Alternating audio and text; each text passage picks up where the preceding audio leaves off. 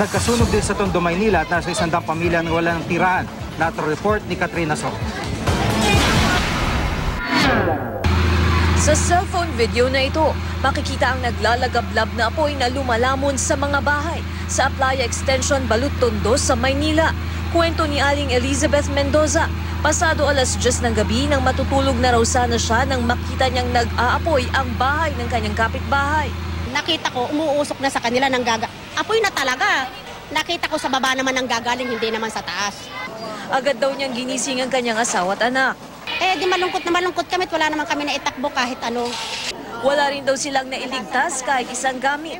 Pati ang inipong pera ng kanyang anak na malapit ng mga anak na damay sa sunog. Pinag-ipunan ko po talaga to, pero ito lang po yung nasalba, nakuha nung pagkatapos ng sunog. Kasi nga next week mahanganak na ako, wala akong naisalba kahit ano. Ito lang, suot ko lang. Base sa inisyal na investigasyon ng mga otoridad, mabilis ang naging pagkalat ng apoy. Kasi mostly made of light materials po ang mga bahay dito kaya madali pong kumalat yung sunog. Umabot sa ika-4 na alarma ang sunog at idineklara itong fire out bago mag-alas 12 ng hating gabi. Nasa 100 pamilya ang apektado at aabot naman sa 50 bahay ang naabo.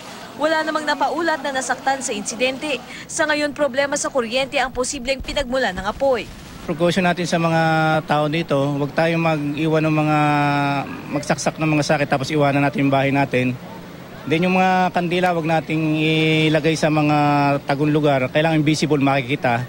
Katrina Son, GMA News.